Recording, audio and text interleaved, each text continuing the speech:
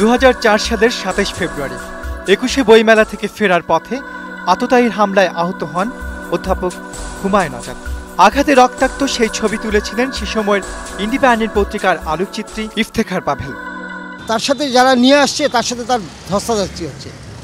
উনি বলছেন বারবার যে আমার গাড়ি আনো, আমার চশমা দাও, আর অন্যরা চেষ্টা করছে তাকে রিকশায় তুলতে। অসম্ভব ব্লিডিং হচ্ছে একটা পাশ দিয়ে।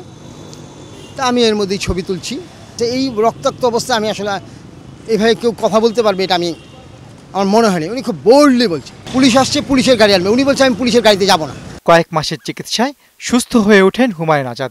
সে সময় তিনি সাংবাদিকদের জানিয়েছিলেন হামলার পেছনে দেলোয়ার হোসেন সাঈদীর জড়িত থাকার, অথচ চার্জশিটে নাম নেই সাঈদের। জোট সরকারের আমলে একজন সাংসদ যিনি আর কি অ্যাসেম্বলিতে দাঁড়িয়ে আব্বাকে যাতে মৃত্যুদণ্ড দেওয়া হোক এই কথা বলেছিলেন, হ্যাঁ তিনি তো একটা ইন্ধন দিয়েছেন, কিন্তু তার নাম এই অভিযোগপত্রে নাই, আগেও ছিল না এবং এখনও নাই আর কি। যারা তাকে স্ট্যাবিং করেছে তাদের নাম আছে। সানি অবশ্য ইতিমধ্যেই মারা গেছে এবং যে মিনহাজের নাম শুনেছে এবং বর্তমান যে অভিযোগপত্র তাতে মিনহাজের নাম আছে। এ বিষয়ে কথা বলতে রাজি হননি মামলার তদন্ত কর্মকর্তা। তবে মামলার আইনজীবী জানান গেল সরকারের আমলে মামলাটির তদন্তই শেষ হয়নি। এই সরকার সে মামলাটিকে হত্যা প্রচেষ্টা থেকে হত্যা মামলা হিসেবে গ্রহণ করে চার্জশিট দেয়। এতে যারা হত্যায় সরাসরি যুক্ত এমন 5 জনের নাম তুলে আনে। এই তদন্তটা পূর্ণাঙ্গ আমি বলবো না।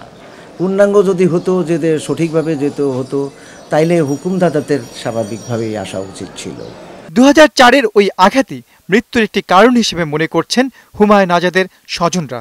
এরপর থেকেই সে মানসিকভাবে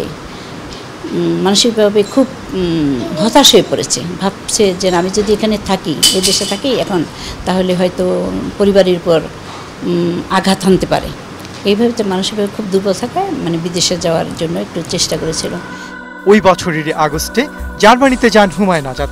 12 আগস্ট মিউনিকে তার ফ্ল্যাট থেকে উদ্ধার করা হয় মৃতদেহ। জার্মানি থেকে পাঠানো মৃত্যু সনদ, ময়নাতদন্ত প্রতিবেদন থেকে দেখা যায় হামলার শিকার হওয়ার পর হাইপারটেনশন রোগে আক্রান্ত হন হুমায়ুন আজাদ।